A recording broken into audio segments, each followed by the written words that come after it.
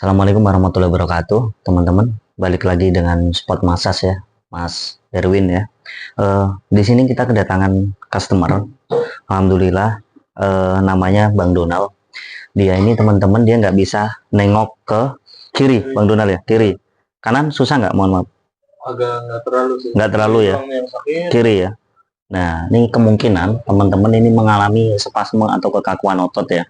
Bisa diakibatkan karena salah tidur atau dia memang udah lama akumulasi dari suatu kegiatan yang berlebihan ya, jadi bebannya melebihi kapasitas tubuhnya ya. Kita langsung rilis saja. Ini sakit nggak? Oh, Hah? ya, Sakit. Disengaja nggak nih? Serius nggak nih? iya benar. Oh bener, sakit teman-teman nih. Oh, Sakit juga iya. Sakit ya. Kita bisa lihat di sini kekakuan otot sini, maaf. Nggak terlalu. Ini nggak. Oke, jadi yang kena yang kiri ya. Kita langsung rilis saja. Sakit ya? Iya. Berasa. Iya, ini spasme namanya, kekakuan otot nih. Udah berapa hari kayak begini? Baru kemarin malam ya. Berasa. Apa salah posisi tidur atau ini? Pokoknya habis naik motor, tiba-tiba pas turun tuh langsung kok sakit. Sakit. Berarti udah akumulasi nih. Kan udah lama nggak terlalu berasa, baru berasa tuh.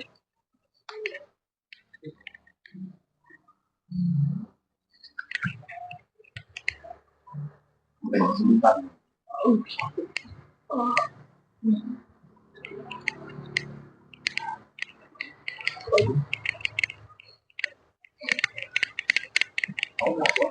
Nah, boleh agak geseran ke kanan gitu. Nah, oke, cukup.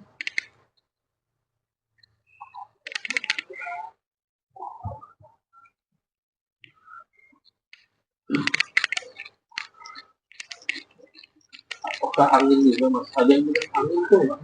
Angin gitu ya. Iya, itu hanya angin di pori-pori aja, di pembuluh darah kapiler yang darah kotor. Tapi ini lebih ke otot. Jadi spasme atau kekakuan otot itu dia neken saraf. Oh. Selain neken saraf, dia juga neken pembuluh darah. Makanya dari situlah pergerakan segala macem jadi nggak lancar. Berarti ngaruh dari posisi tidur ya? Iya. Tinggi, betul. Dia nggak pada fitrohnya.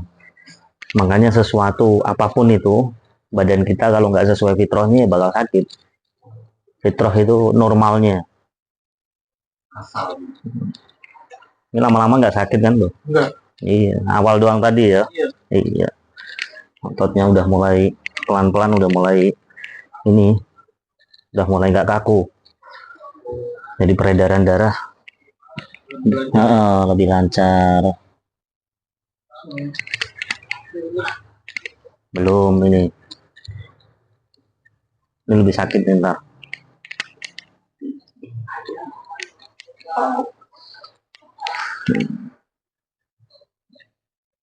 Emang kalau kayak gini penyembuhannya seperti ini? Iya, betul. Kalau diobatin mah paling sehari 2 hari.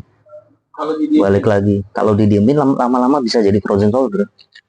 Frozen shoulder tuh ya enggak, frozen shoulder tuh kekakuan pada sini. Sampai tangan nih susah digerakin nih teman-teman ya. Iya, susah. Jadi kalau kalian biarin aja kekakuan otot di sini, teman-teman, ini bakal terjadi frozen shoulder, bahkan naik ke leher, jatuhnya bisa pusing juga.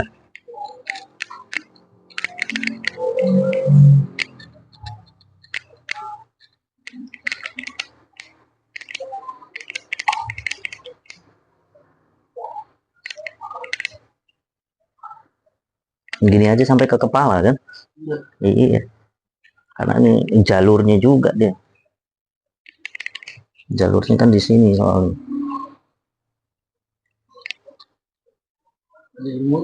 Ya iya, ada. Nggak sembarangan. Iya, jadi buat saran teman-teman ya, di YouTube saya pun nggak semuanya itu dipublish karena itu ilmu ya. Apapun YouTube-nya mereka, nggak semuanya saya yakin dipublish ya. Jadi jangan tiru dari YouTube, harus ikut pelatihan.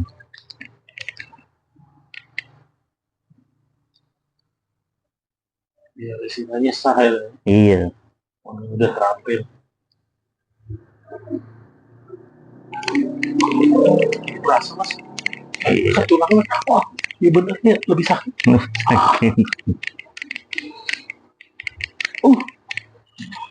Tarik napas dulu.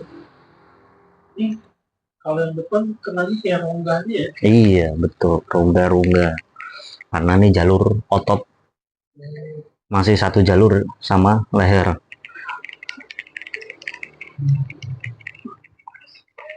Lebih sakit bener. Padahal pelan ini baru 50% tenaga. Tapi udah lumayan kan. Aduh. Nah, tarik napas dulu. Lemas tangan. Lepas tangan.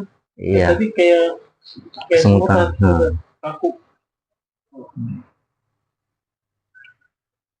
Ntar habis ini dicoba ya. Nengoknya lebih nggak ya? Ntar tapi belum total. Gitu.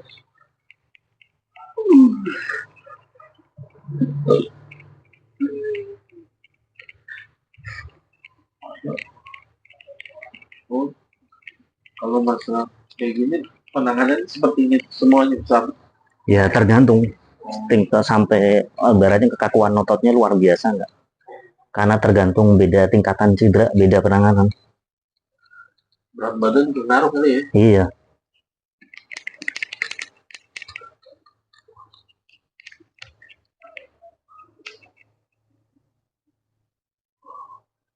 Berasa kan leher juga tuh. Iya.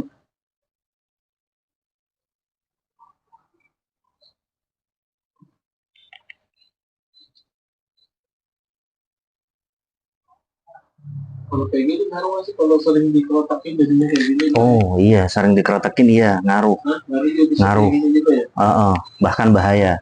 Dan ingat ya teman-teman, jadi ngeretak leher itu atau yang namanya chiropraktek, mungkin kalau sendiri lebih aman, tapi lebih berbahaya kalau orang lain yang ngeretak, apalagi terapisnya kurang profesional. Iya, asal ngelihat dari YouTube aja jangan. Kenapa? Karena di leher ini itu terdapat 3 saraf kecil banget ya, bahkan kalau kejepit aja itu kita bisa kena stroke ya. Jadi hati-hati untuk teman-teman ya, jangan asal kertek-kertek, kecuali kalau memang tulang kita butuh direposisi karena terjadi dislokasi tidak pada tempatnya. Nah itu silahkan kalian chiropraktek.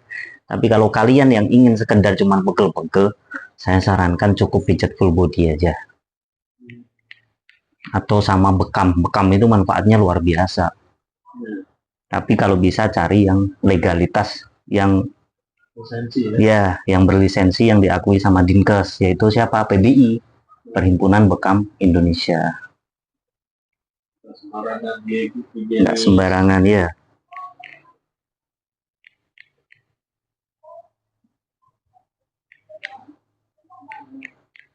Apa? Karena badan itu aset teman-teman. Kalau kalian cari duitnya lebih, tapi kalau faktor utama badan aja kita, aset kita utama nggak kita rawat ya, hancur. Sekali masuk rumah sakit bisa puluhan juta yang kalian keluarin.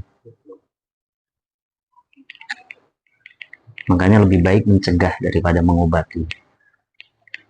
Pijit nggak perlu sering-sering, sebulan sekali aja cukup. Yang penting continue, rutin. Jadi sebulan sekali, bekam sebulan sekali. Sesuai sunnahnya. Iya, sesuai tanggal sunnah boleh. Kekakuan otot itu teman-teman, salah satu cirinya ketika kita rasain begini pakai tangan nih, itu dia bergelombang. Yang sini itu enggak, tapi yang sini bergelombang. Nah, ini karena dirilis tadi ya. Tapi kalau nggak dirilis ini bergelombang banget itu. Nih, ini enggak nih tuh. Ya, ini efek kekakuan otot.